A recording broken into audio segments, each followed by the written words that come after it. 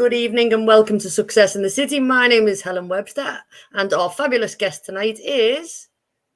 Bernie Hollywood. Hi, everybody. So as you can see, Sandra has not joined us yet. She is whizzing on her way home from town. She's been to an event and so she's on her way home, and then she will jump in when she gets home. So she's running about 5-10 minutes late. And some people will already know Bernie's face because he has been a guest before. So thank you so much. We know you are super busy. Last time you were on the show was amazing. And I was looking through, I have a little booklet of a little book of all of our previous guests and what I've asked and things like that. And the last time you were on is the 23rd of August. Wow. Yeah, it's I think we were just saying before we came live, it just seems an age ago, Helen, really. But believe me, it's great to be back and great to be home in one piece. I can imagine. And we'll find out loads about that as we go on. Yeah. So the first thing we do is we shout out to the kids, any little people, young people who've done fabulous things. So do you have any young people that you want to give a shout out to? Oh God, yeah. Recently I've taken my boat of hope to Delamere Academy, which is in Cheshire, and also to Liverpool, kids, keep forgetting the name of it, Netherton Primary School. Brilliant. up in Bootle, and had an amazing time up there just a couple of weeks back. Took the boat up, the kids just absolutely adored it.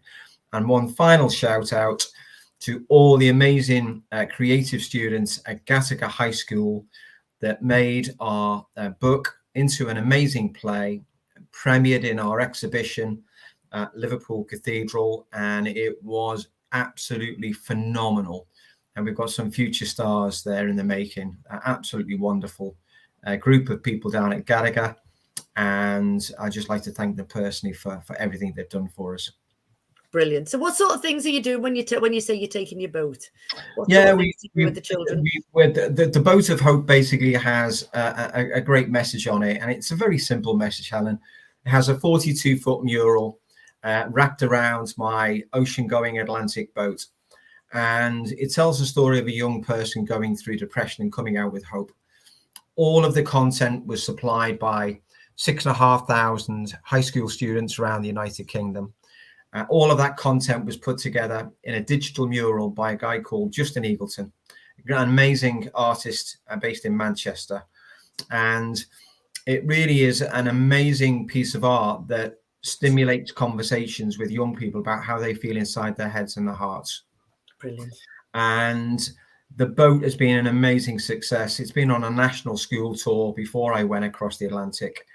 And it's opened so many conversations about early years mental health, but also youth, suicide prevention and depression as well. It's just been an incredible success, and I'm extremely proud of the whole of my team that have actually started these conversations off, which is the first step to getting help for young children when they're actually feeling in that state of mind, and hopefully preventing future suicides from happening with young people as well. Definitely. It's amazing. And, for those who don't know, Bernie did a little bit of rowing, didn't you? Did a little bit of rowing late last year, early this year. You did a little bit of rowing, which we will get on to, and people will find out. And it was in the special boat. And then you had a celebration in the cathedral, didn't you, where you took the boat? We had an amazing exhibition with the team up at Liverpool Cathedral. And we had an exhibition where the boat was put on display for over a week. It finished on the 4th of June, and we just had thousands of people coming and seeing us and speaking about how they feel. Because again, the boat is a beautiful catalyst for a conversation. And we had over 800 school children come in and see the plays performed. We had 3 separate performances of the play. Which was a phenomenal success. Our little Bernie and Boaty book was adapted into a musical by the high school students of Gattaca High, and just absolutely it was just an incredible celebration of the 3-year campaign that we've actually had with the boat as well. Brilliant. I love that. I love that. It's amazing. So I'm going to give a shout out to the children from Belvedere High School. So it's National Sports Week. Or last week, sorry, it was National Sports Week. And we were able to go in and do some amazing activities. Wow. So with LLS last Wednesday, we went to Wavertree Tennis Centre, and we worked with over 400 kids playing whack-a-ball and imagination games. Wow. And it was schools from all around Liverpool, which was great. And it was a beautiful sunny day, and it was just lovely to be outside, and we just took all these kids and we played, which was great. Wow. And then we went to Belvedere School, and we're there this week as well, and we're doing they're doing their sports week, and so each year group are coming in, and we're delivering whack-a-ball with them, which is the new urban racket sport. Amazing. And they've just been ace. They've just been like, it's quite difficult to engage teenage girls in physical activity. Yeah. And they were like, oh, I'm rubbish. And I was like, oh, you've never played, because nobody else has ever played this before. It's brand new. And they were like, what do you mean? And then we guide them in. And there was a gorgeous little person today. And she's really fearful of netball and with big ball. And I said, oh no, I said, this is a little tiny ball. I said, just come and have a watch. Yeah. And she watched, and then a little friend was in. I said, oh, you two can be little twins and copy what each other do. And then she joined in for the whole of the session, and I was just made up. So I thought, yeah, brilliant. That is ace. It is. It's sport is an amazing engager for people to get involved. And then she was all made up with herself because she left and she joined in, and she was ace at it. So I was like, oh yeah, so it was brilliant. So massive shout out to all of, and we're there tomorrow as well, and we're taking Lou, our big interactive playground. So that's cool. Wow. Brilliant. Wow. Excellent. Wow. Yeah, we've had a good busy week. So we do success of the week, success for you personally. I'm sure you've had millions of successes since you were last on, but you can share a few with us. Oh wow, successes of the week for me would be I've engaged with so many brilliant people this week. I'm basically putting an application together to be a crossbench peer. And one of my key things that I wanted to do before I put my application in was get the support of a lot of great people in the city of Liverpool, but also throughout the UK, in politics, in music, in church, in a number of areas. And I've engaged with Bishop of Liverpool. I've basically been in touch with Lord David Alton, Lord David Alton of Liverpool. So many people that I've engaged with this week that have said, yes, we want to support your application, because obviously they strongly feel that what I can bring into the upper house with 42 years experience in the third sector, to me, I think I can make a valuable contribution there. And they all seem to agree with me. So those would be my successes of the week so far. So it's been great, Helen.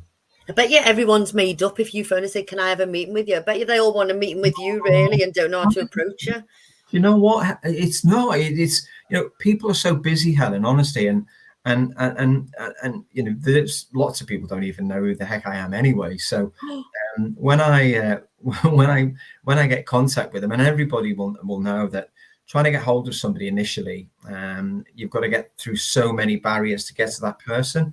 But once you've engaged with them and you've told them what your story is and what you'd like to actually achieve and would you like to be a part of it, I usually get a favourable response. And I have to say, the people within the city of Liverpool are just absolutely amazing. I mean, I've just been speaking to our incredible Lord Mayor, Mary Rasmussen. Yeah.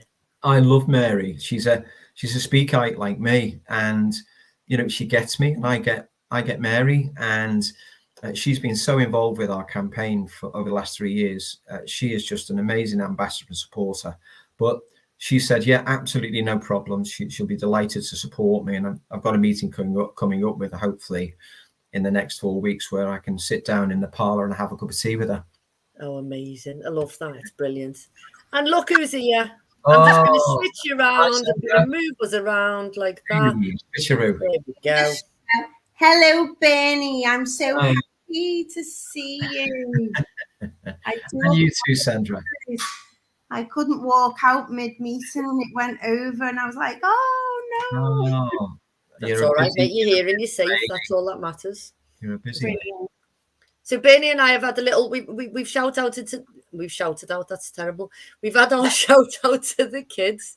So I've mentioned Belvedere. Bernie's mentioned a few lovely schools who have been to have a look at the. He's taken the Boat of Hope and to Gattaca, who created a piece of art and play around the book and turned it into a piece of theatre, which is amazing. Have you got any little people you want to shout out to, San?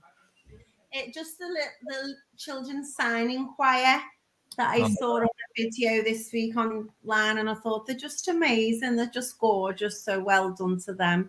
Yeah. I'm going to flick the power on at the wall and we're good to go.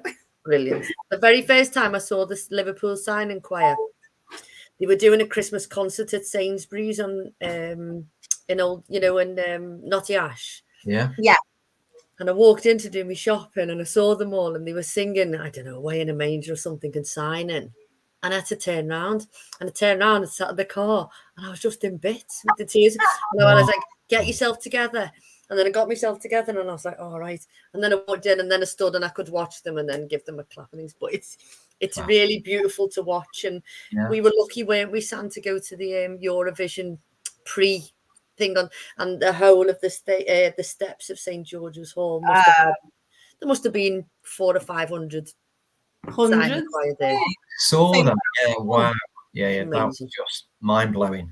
Yeah, it was amazing. Brilliant.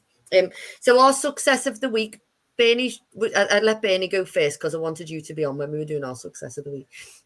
So Bernie's had loads of meetings this week and everybody, but I did say that I think if they really want a meeting with him, so they're made up when he rings and says, do you want to meet him? Oh, definitely. I think no. Oh, 100%, yeah. Do you tell them that you've done a bit of rowing? No, I don't tell him. I don't tell him anything. I just say that, I'd love to meet with you because obviously I'd like you to support me with my future application for the upper house. These are the reasons why, and this is the reason I've called you. Is there any chance I can have a cup of tea with you? And honestly, the people in Liverpool, as I was just saying, Helen, they're just so beautiful. I mean, I have to say, and there hasn't been one of them that has said, right, no, I don't want you to come and see me. They've opened their arms and said, love what I think you're doing. I'd love to be a part of it and love to support you. And we want to get the city behind you and hopefully get more people from normal life throughout, particularly sort of up north and further north, to get people represented in the upper house of our parliament will be a positive thing to do for the future. Definitely. Brilliant. Yeah. Stan, have you had a success this week? A few, yeah.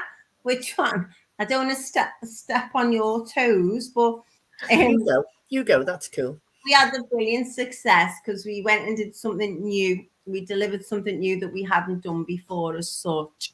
We went down to London and we were very fortunate that Dementia UK had their annual conference, their first get together for a lot of them who hadn't seen each other for a long time, down at South Bank University. It was about 178 people.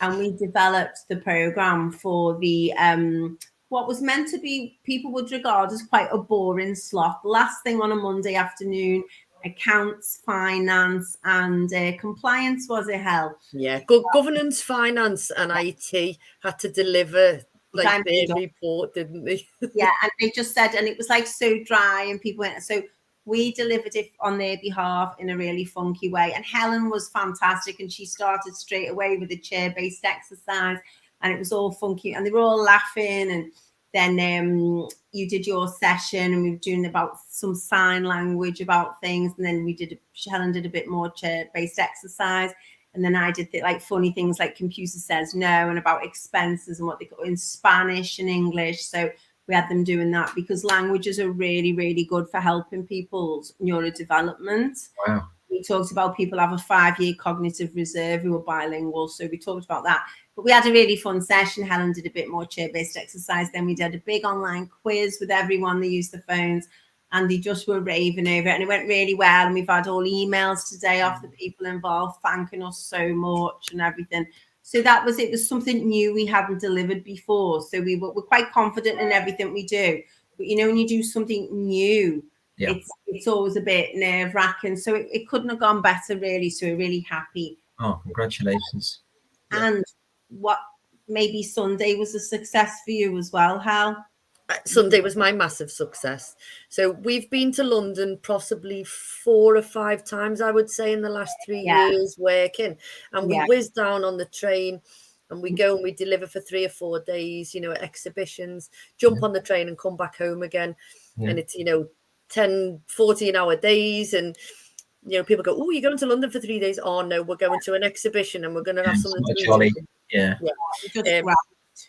So we decided to have a bit of a jolly this time. So we went on Sunday, didn't we? We went on the train on Sunday morning early and we got to London and the weather was phenomenal, wasn't it? It was like being on your holidays. Wow. And we had a little walk through and then we got to Covent Garden and we saw the ivy and we said, come on. It's been on my bucket list and I was like, right, come on. And we sat outside and we had a gorgeous meal, watched the world go by in the sunshine, and it was just fab. Fantastic. Absolutely fantastic. Love it, girls. Yeah, so we had a boss time, didn't we? It was just hilarious. We just belly laughed all the way through, didn't we? Yeah, we caught a show in the evening as well. Oh, what do you go and see? It's called The Heathers. It's very, very un-PC. Okay. And it came with a warning. It is all about understanding and tolerance, actually, in the end. Right. The message was fantastic. But it was just hilarious. It was really, really good.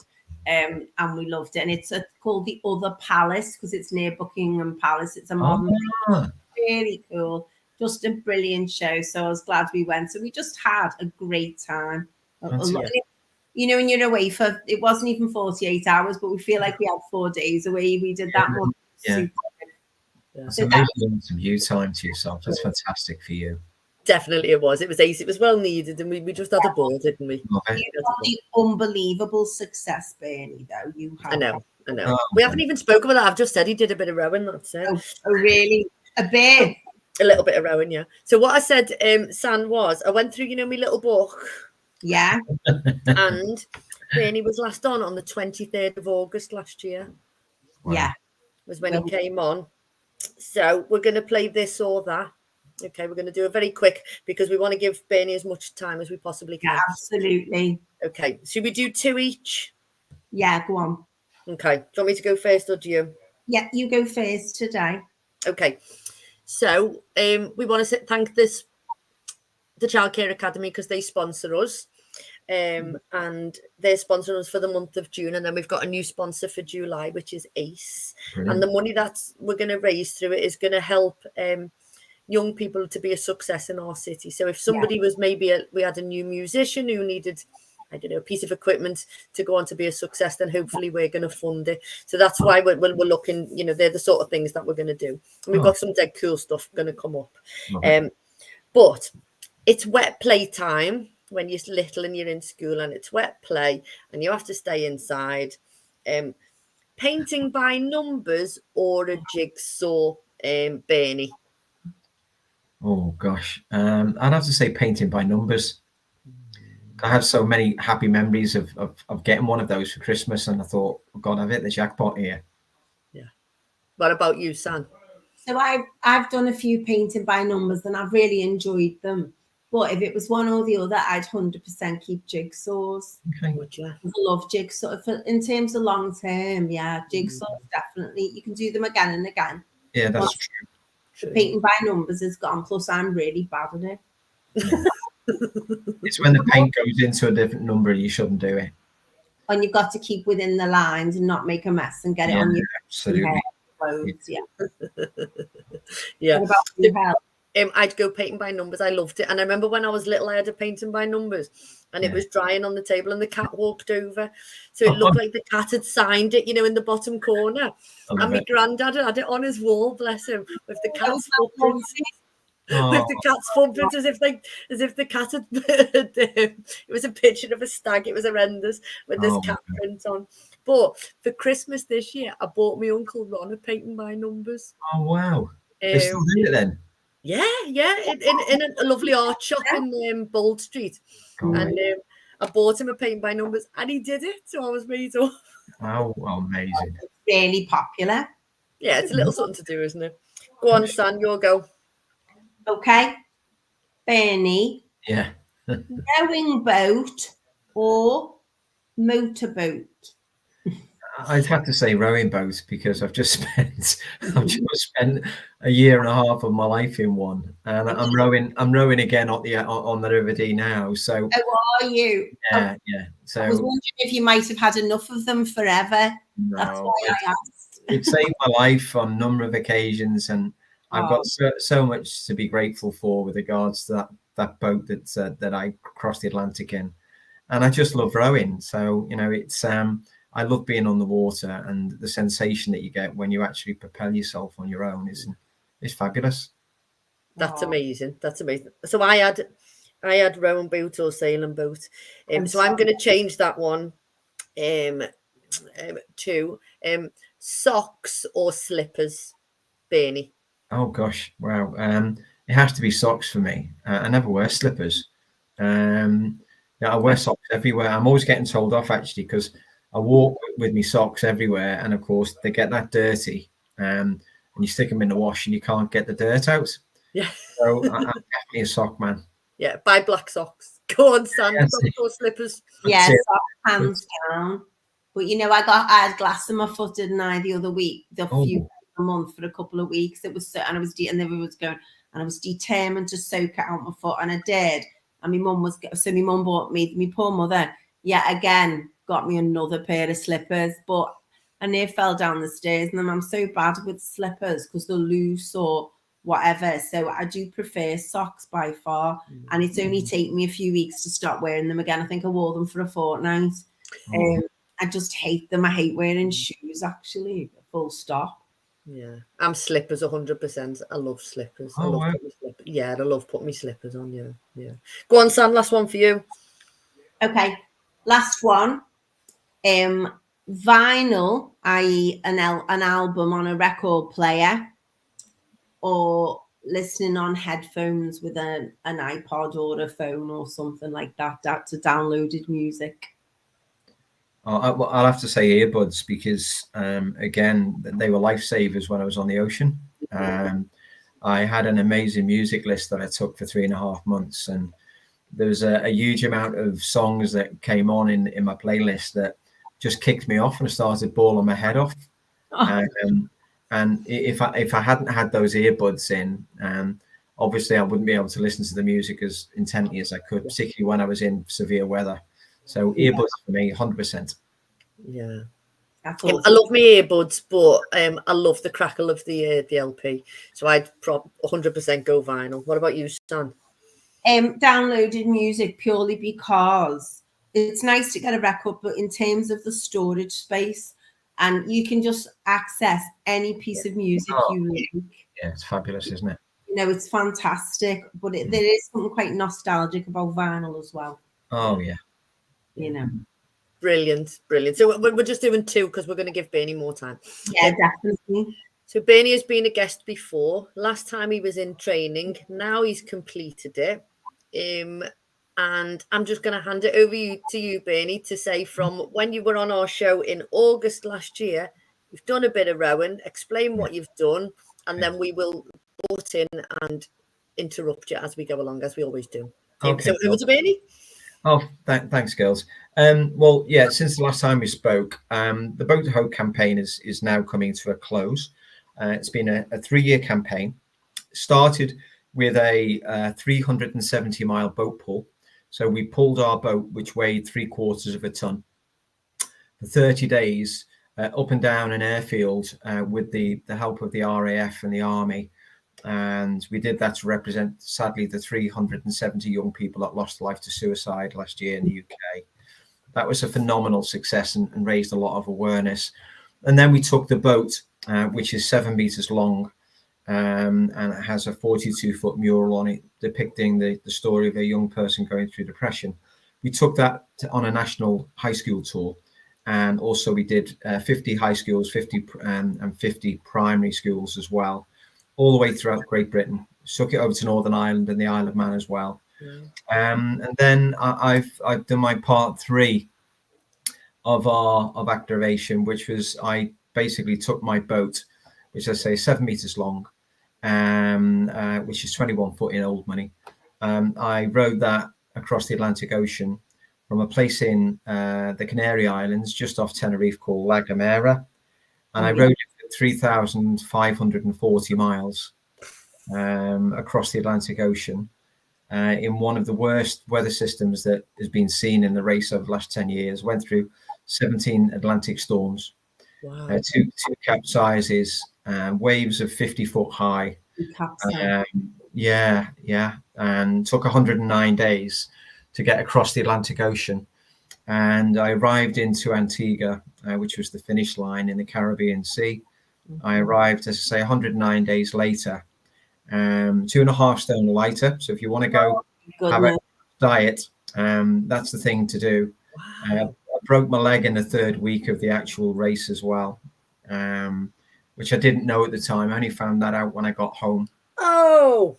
I had a broken leg, and I could only row with one leg for 3 months of the actual row itself. What did you think you'd done to it? Did you think you'd broken it? Yeah. How I did it was the boat capsized. I had a number of capsizes, and the boat capsized very severely one night in the middle of a storm, and all of the equipment fell on my legs. So it all came out the hatches, and it landed. It was really heavy equipment. It was safety equipment, and it landed right on my legs. And I thought it was a break at the time, but when I got onto the doctor, the race doctor, he examined me verbally over the satellite phone, and he said, "I think it's ligament damage. So if you can keep your leg straight for the next, X amount of days, and we'll see how it goes." So I kept my leg straight for 3 months and rode with it for 3 months straight. And remarkably, when I got back and I went to see the hospital about it, they said, "Well, you fractured your leg nicely and it's mended beautifully, so you don't have to re-break it." And how's your leg now? I'm getting a bit of physio because they think a bone has come off the fracture and gone into my knee. So it might need a little bit of keyhole surgery. But I've got an MRI scan on Saturday. Honest to God, the NHS are absolutely brilliant. So big shout out to all of the 100%. They are brilliant. They've been amazing. Wow. So that was only in week 1. Yeah, that was week 3 that happened. Week 3. Yeah, it was, as I say, I've never seen storms like it. 50-foot waves and God. Yeah, it was honestly, it's just lightning and lightning like you've never seen it in your life. And these storms don't go on just for 20 minutes. No. They go on for days. Yeah, it's horrendous. So when the lightning, because it always looks beautiful, doesn't it? When the sky lights up, and I know at the time it's probably really terrifying, and you're in the middle of the storm and things. But you didn't have support boats with you, did you? No, it was totally unsupported. So when I left La Gomera in the Canary Islands on the 12th of December, I had 100 days of food on board. Everything that you needed to keep yourself self-sufficient goes with you. Yeah. As soon as I rowed out of the harbour with another 40 plus boats, within 2 hours of going out, you don't see anybody till you finish. So I never saw any rowboats or anything of that nature till I got to Antigua. I saw the most expensive super yacht in the world came to see me on Christmas Eve. Oh. Did he? Yeah, it was called Black Pearl, and I saw it come up on my radar, and I thought Johnny Depp can't be in the area. It can't be the Black Pearl from Pirates of the Caribbean. And I never knew it was the most expensive super yacht in the world until it actually came up and saw me. And the skipper rang me on the radio and said, "We'd love to come by. All of our guests would like to sing Happy Christmas to you and wish you safe seas." And what they did is they call it a flyby. This incredible yacht, which is worth £2 billion. Gosh. Yeah, it came right alongside me, and all of the exclusive guests on the upper deck all sang Merry Christmas to me. Oh, I'd have been crying my eyes out. Oh, again, floods of tears, so Yeah. much emotion. And there's a great photograph on my socials of the scale of my boat compared to the Black Pearl. Yes, well, Bernie, hang on a minute, just to put this, that would have been A, terrifying, this massive vessel in your little boat, but B, couldn't they have put some caviar or something on a little raft and sent well, yes, Sam. I mean, well, the skipper said, would you like a bottle of champagne and would you like some caviar? Yes, please. I would. I was really, obviously, Christmas Day, Christmas Eve, I was desperate to have some shampoos and whatever.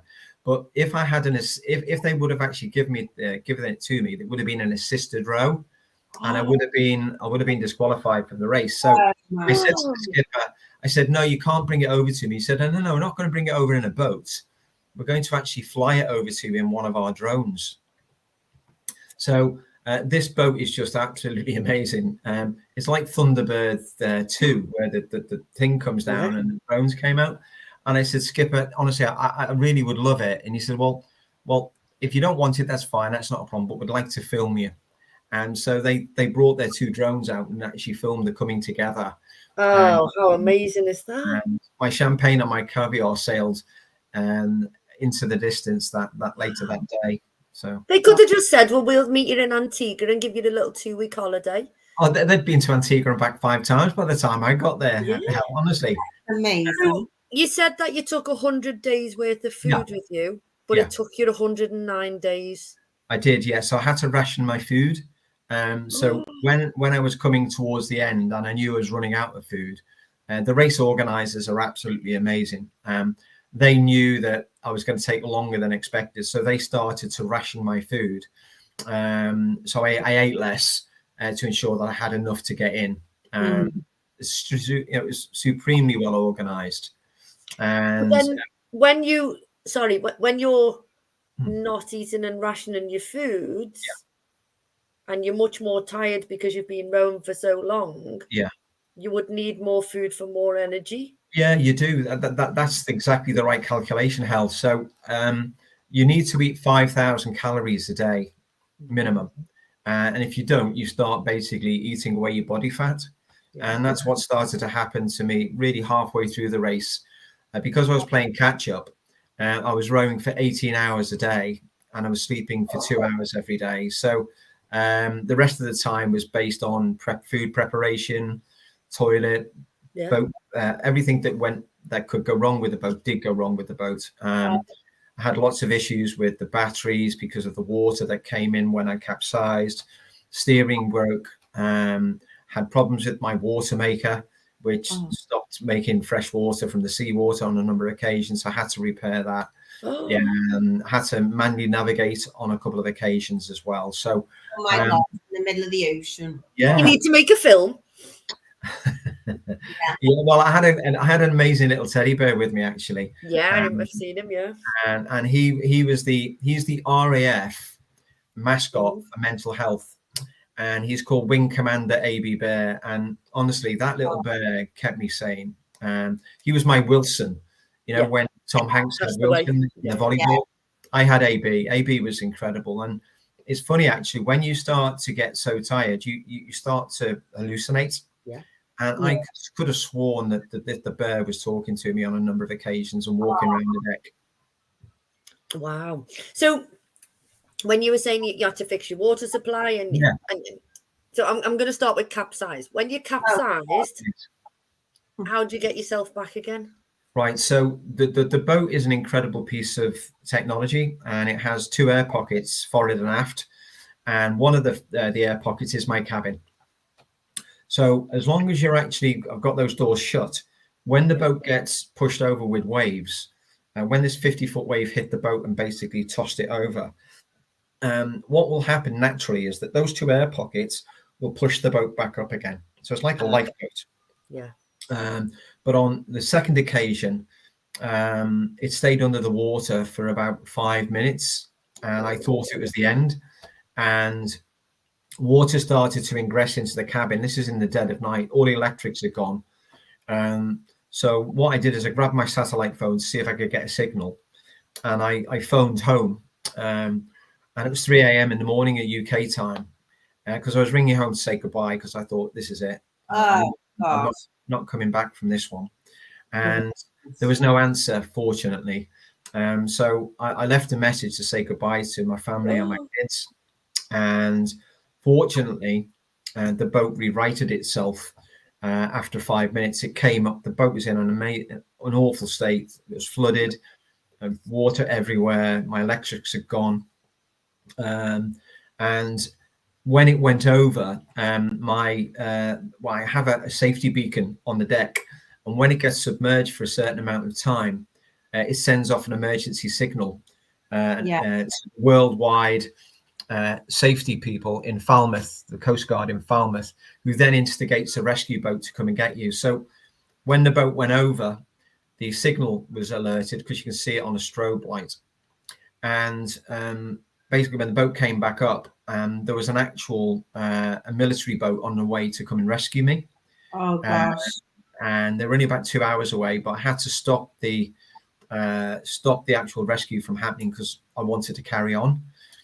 So the rescue was called off and sorted the boat out. That took me about half a day to get the boat back in order. The storm was still raging. And I eventually got my boat in order, and then I carried on into the next storm. Wow. I'm like this. Wow. Yeah. Before you went, you did lots of training rowing. Yeah, absolutely. Yeah. Did you do lots of training for? Did you train for it to capsize? Did you train for the water not to work? And I have to say, big shout out to the race organisers, Atlantic Campaigns. Before you can actually even get to the start line, Hel, you need to go through 5 examinations to ensure that you know exactly what you're doing in the boat. So and they're all Royal Yacht Association examinations. So you have to go back to school and learn how to navigate manually. So that's with a compass and a sextant and a chart. You have to learn safety at sea. You have to learn rescue at sea, abandoned ship at sea, and first aid at sea. So you need to know, you need to pass those 5 examinations. Plus, you need to have 120 hours of boat experience, which all has to be logged. Plus, you have to do 2 nighttime rows on your own in your boat as well before you get to the start line. So the preparation of getting to the very start line is absolutely fantastic. Yeah, and yes, I went on a water making course, and you're taught how to actually repair the water maker. If it fails, they tell you exactly what you need to do. And it all came in. I mean, all of the training that I got was just fantastic, and it made me feel, when these things happened, I didn't really get scared or frightened or apprehensive. I actually took it in my stride because I knew exactly what to do to repair it. Amazing. Jerry Jones is listening and says, brilliant. I'm like this. Oh, yeah. I think everyone's just mesmerised, aren't they? 100%. For me, I'm not a water baby at all. And for me, which is an understatement, the thought of being in a rowing boat in the middle of nowhere, or as it would appear, not being able to see anything around you, only ocean, and with a giant storm, like you said, 50 foot capsizing, and in the night, the dark, it's just like my worst nightmare. It's horrendous. Well, there's a great factoid, which is that the actual row is very remote, and when you're halfway across, the nearest people to you on the planet are the astronauts in the space station. No. Yeah, that's a real fact. Yeah, they're the nearest people to you. That's how remote it is. Whoa. Yeah. That's mental. So when you were in the middle of this storm and all this stuff was happening, and I know you had AB the bear with you. I did, bless him. What got you through? Wow. What got me through was the determination of what the actual campaign was all about. Because I wanted to row solo, because I wanted to feel what it was like to feel vulnerable. I wanted to do the row to feel what it was like to be lonely. I wanted to do the row to feel like it was to be anxious, because young people feel that way when they're actually depressed or they have some sort of mental illness. And I really wanted to really feel that in my own heart, my brain, of how that felt. And boy, did I feel all of that in spade loads. I've never felt so vulnerable in my life. I've had panic attacks. I was in floods of tears. Certain little things would kick me off. When I spoke to my partner of a nighttime on satellite phone, and you know, I heard her voice, and I could hear my dog barking in the background. That kicked me off. Yeah. You know, it was, yeah, honestly, I've never cried so much in my life. And you know, it's we're all human, and we all understand really when we're put in high pressure situations. Sometimes, you know, you can break down, and I did on a number of occasions, and I now have a better understanding when I'm speaking to young people, and also people that do suffer with mental health issues, which I have a lot of friends that are in that situation. I now have a greater understanding of where they are and how they feel.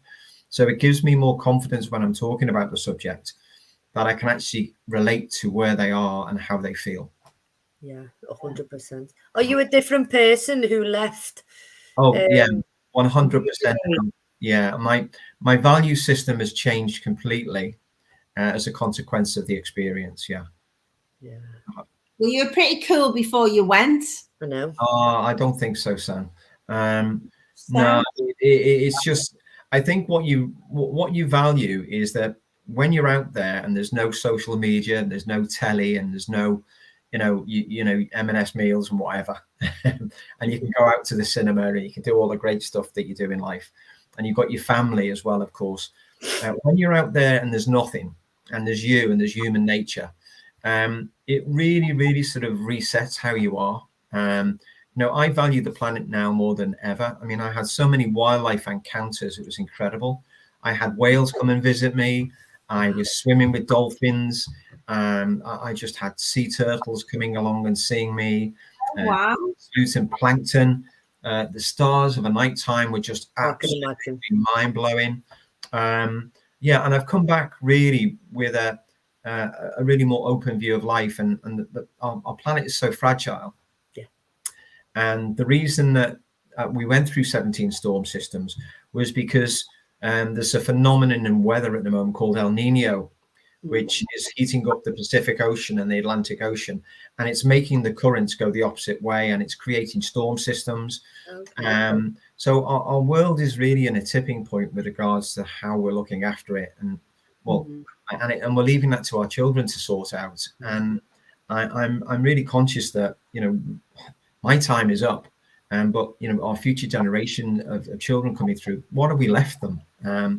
It's really a sad state of affairs, and we owe it to our children to make sure that the planet is in a better situation, which at the moment is not looking very good. Yeah, definitely. When you were rowing, yeah, and you got the little bleep on your satellite or whatever to say you're on your final stretch. Oh gosh, yeah. Did you go faster or slower? Oh, do you know what? An amazing question. Well, I woke up after my 2 hours sleep, and I got on deck, and I knew I was getting near to Antigua. And it's the first land I'd seen for 106 days. And when I looked, I could see it on my satellite navigation in the cabin. And I spoke to AB and I said, I think we're near to Antigua, fella. Let's have a little look. So I put him on deck with me, and we looked into the distance. We could see the island of Antigua. It was only a little dot. Yeah. Well, I bawled my eyes out, and I'm thinking, this can't be real. We can't be getting near to it. And sure enough, yeah, we were heading close to it. So it took me about 24 hours to actually get near to the island. And as I approached the island, yeah, I did speed up. In fact, for the last 3 days and 3 nights, I rode nonstop. Oh my God. Because I was getting blown off course. The race organizers thought I wasn't coming into Antigua. I was coming into another island called Guadeloupe, because the ocean currents were pushing me south. Yeah. And I had to row like crazy to make sure I could actually get into Antigua. And thankfully I did it. And yeah, the safety crews and the guys that came out to welcome me were just incredible. They got me through the last few miles, so they were fantastic. Amazing. Wow, that's just when how so you've got a broken leg. Yes. You've lost 2.5 stone. You Yes, haven't you know. slept for 3 days. You haven't really slept for 109 days. You've had broken water, upside downs. How did you get out the boat? With great difficulty. Did people lift you out? Did they have to Yeah, open you? if anybody, you can actually see it on YouTube. Actually, you can actually just Google Atlantic campaigns. You can see the end. You can see me coming in. Yeah, I had to be lifted out of the boat by two of the team. I had no use of my legs. Obviously, one leg had wasted away, and one leg was quite solid because that's the leg I rode with. So I had a thin leg and I had a big leg with muscles.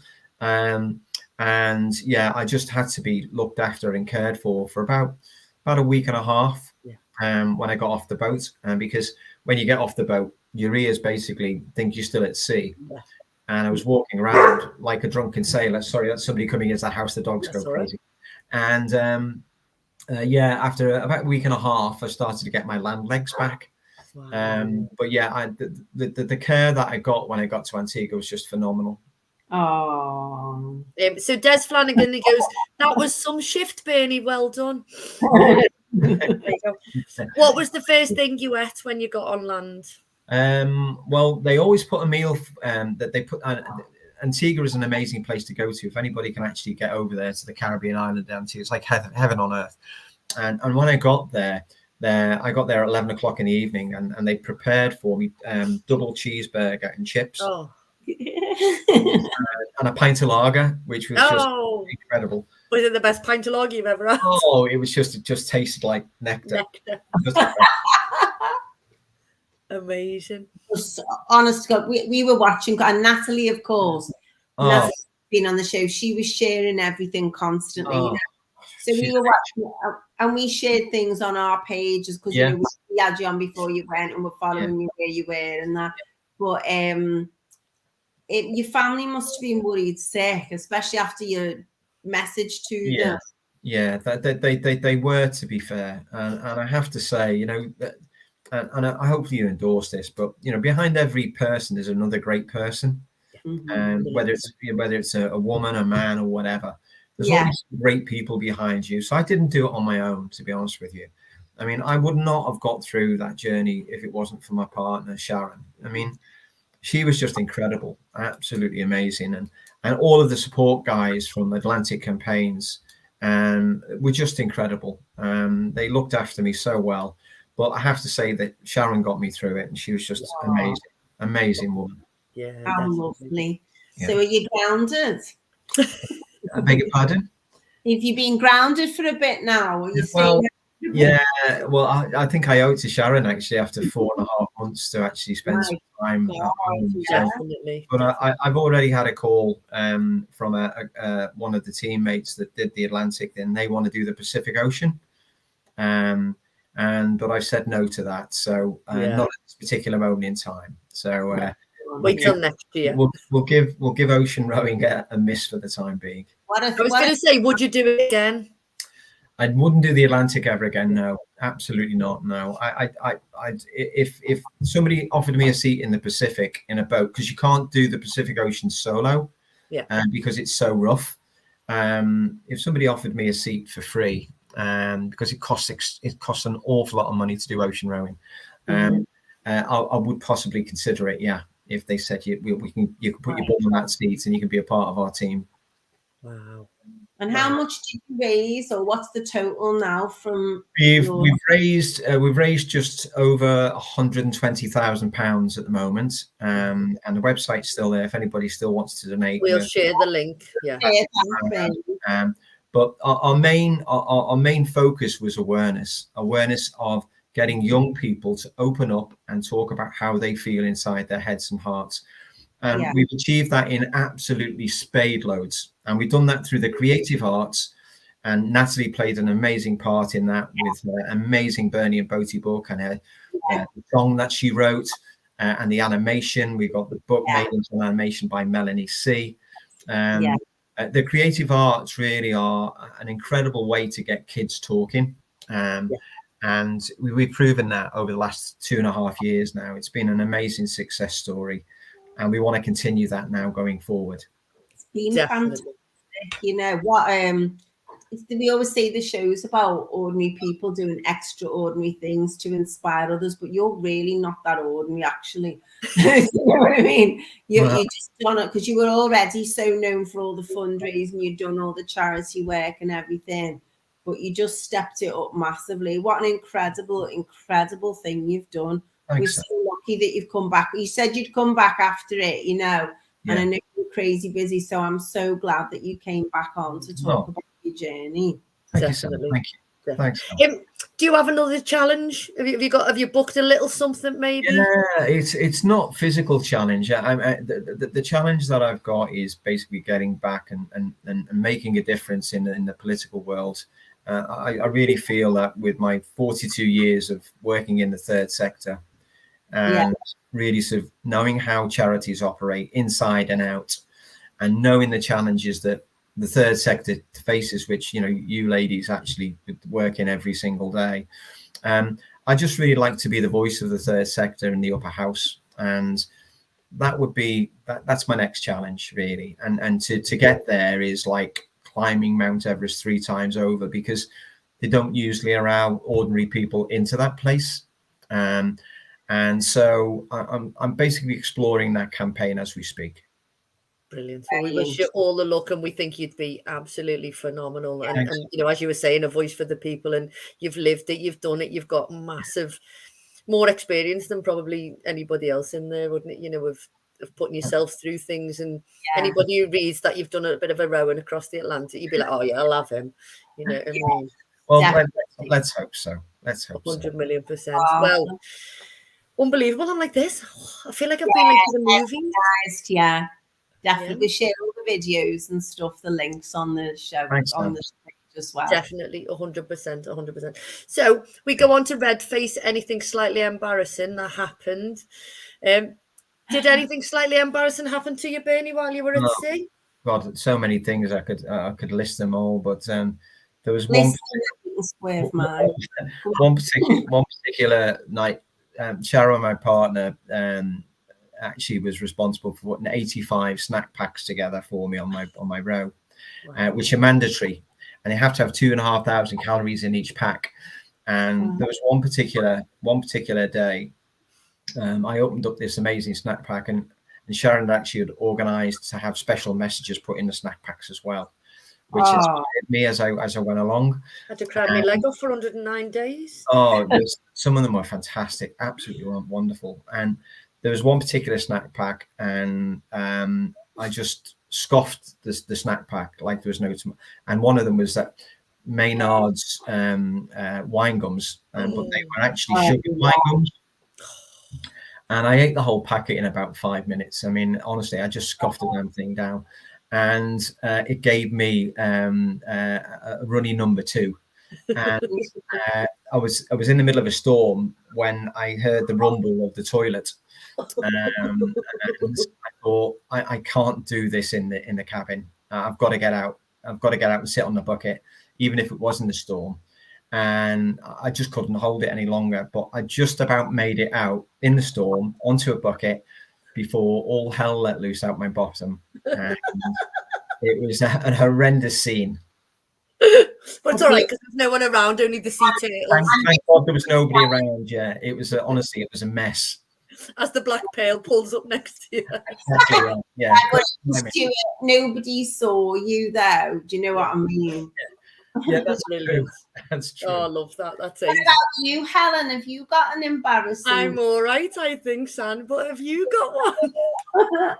Well, a couple of things, funny enough, happened yesterday when we were in London. So the first one was minor and was avoided, but we were delivering this session and the lecture theatre was like that in the university, and everyone was there. And I thought, I'll hold on to the rail here because I'm notoriously clumsy. I'm looking around and I missed my foot in, and it literally would have been tumbling. And I caught myself straight away. But I saw the lady who'd commissioned our services went, because she saw what had happened. And I thought, that would have been a horrendous disaster. But that was okay. Only a couple of people saw that. Yeah. However, later on, we're on the train, which, as you know, the London train is packed always. So we came up home last night. We got the train after 8 o'clock at night because we weren't sure what time we'd get to Euston. We're on the train. It's absolutely packed. We're not far from Runcorn, I'm sure. And I got, you know, when you get like a funny little video someone sends you, and I thought, oh, what's that from my friend? Well, an obscenity. I was like, trying to turn the sound off or anything. It was it was just a little, it was just shocking. And it was like a funny clip of something, you know, and someone said the wrong word by accident. And Helen was just laughing her head off as I was like, oh, and I saw these people on the train go like that. Oh, it was just awful. Absolutely awful. So that was absolutely hilarious. We'll send you the video. It was hilarious. It was absolutely, cool. I just couldn't move. It wasn't the video. It was the way Sandra was like, trying to turn it off. You know, if you'd have just sat there, people probably wouldn't have noticed, but it was like, it was hilarious. Mine was, I was trying to open, we stayed in the travel lodge, didn't we? And they give you a room key. Oh, yeah, you did have one. And I was at reception and I was going, oh, and I was like this. And I said, oh, the door. I said, my key's not working. And she went, that's your Oyster card. And I went, oh yeah. God. But never mind. They do look similar. They do look similar. People do that all the time. Yeah. Shout out to the grown-ups. Any grown-ups who've done amazing things. Yeah. Who wants to go first? Go on, Bernie, you go first. Oh God. Also to yourself. Oh, well, I won't. No, to Ben Hughes, really. So he's my amazing musical friend. He's somebody you want to get on, actually. Ben is incredible. An amazing Liverpool musician, producer, amazing social enterprise as well that he runs as well, Tall Children. So big shout out to Ben. He co-produced our single, Up and Down Heart, and did an amazing gig for us in Liverpool Cathedral. So big shout out to Ben Hughes. Love you. Oh, well done, Ben. What about you, Sam? So I've got a shout out, which is, I know I often do a shout out to clients, but I had a shout out today. So I did a one-to-one lesson with a young man. Well, he was 32, 31, he said in Japanese. I can teach Japanese to a certain point, and then when we get from beginners to a certain level, then I pass them on to a tutor. And the gentleman's got severe autism and severe OCD, so he has gloves and masks and everything like that. And it was a big, big thing for him to have this lesson, and he's got support with him, etc. And it couldn't have gone better. It went, and they were just delighted, and he was so good. And I said he was going to have one lesson a month, so I said, why don't you have 2 half-hour ones in a month instead? And then you've got more frequency and that. And I just thought, how lovely. And a shout out to all the team from Autism Initiatives who work with the people there. You know, it was really, really inspiring. So well done. Brilliant. Well done. Well done. I'm going to give a shout out to my Uncle Ron. So I got a message today saying, fame at last. I got a mention on TPTV Footage Detectives last Sunday. Oh, wow. Right. Okay. So big shout out to him. So all we're saying now is, if you want your photograph taken with him, if you want a selfie with him or an autograph, the price has gone up. He's our biggest fan, Uncle Ron. Yeah. So big shout out to him. He's got his fame at last. Well done. Fabulous. Yeah. And we're going to give a shout out to your lovely friend from the Butterfly Effect, San. Oh yeah, of course. Yeah, that's right. Absolutely, the Butterfly Princess. Butterfly Princess show. That's right. And what an inspirational person. So I was invited to be on her show actually, but she's based in Bury, and we explained ours is very much about our area, our Liverpool City region. So we said we'd give it a shout out, and she's very keen to interview people who are in business. And it's something she did herself because she's quite isolated. She has cerebral palsy. Wow.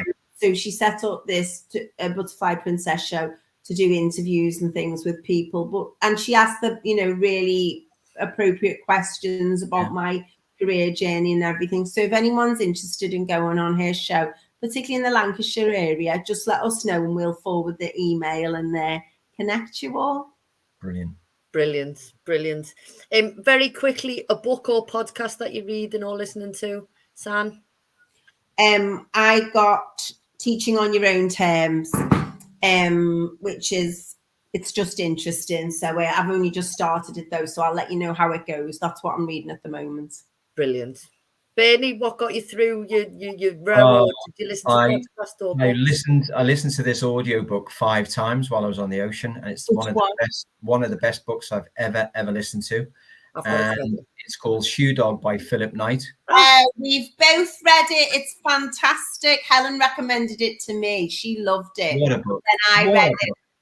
Every single person should read that book about tenacity. Absolutely. 5 times. 5 times. And I listened to it as an Audible book. So I had an audio book. So listen to the audio version as well. It's incredible. Yeah, I got the audio version. I read it when I was when I went to Saudi. I read it and sobbed on the plane and everything. But I loved it. But I know you weren't as keen, Sandra. But Shoemaker is the founder of Reebok, and their journeys are very, very similar. Another great book. Yeah, yeah. I'd highly recommend that one as well. It was good. It was good, Shoemaker. But I think you read it too soon. I think because I did Shoe Dog 3 years ago, and then I did Shoemaker. So I think I had that sort of back. Yeah, I did one after the other. Yeah. Ask me anything about trainers now. I know. Dave Kelly, who was our guest, I bought his book, and that is what I am starting tonight. Oh. I've got a signed copy. He signed it for me, didn't he? Oh yeah, we'll be having your book soon, Bernie. Hopefully. Yeah, definitely.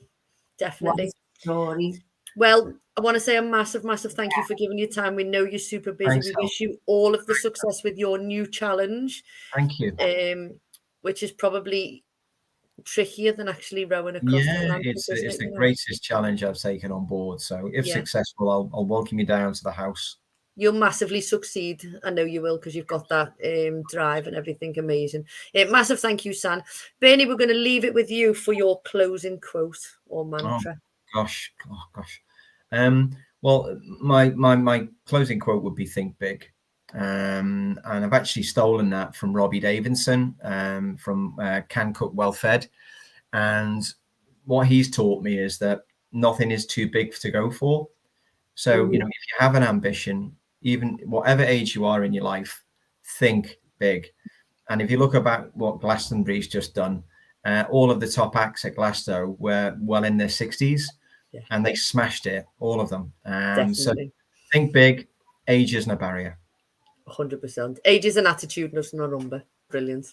So massive thank you, Bernie. Massive thank you, Sandra. We'll share all of your links. Everybody get behind Bernie, and we'll see you all next week. Thanks, Hel. Thanks, Sam. Thank you. Thank you so much.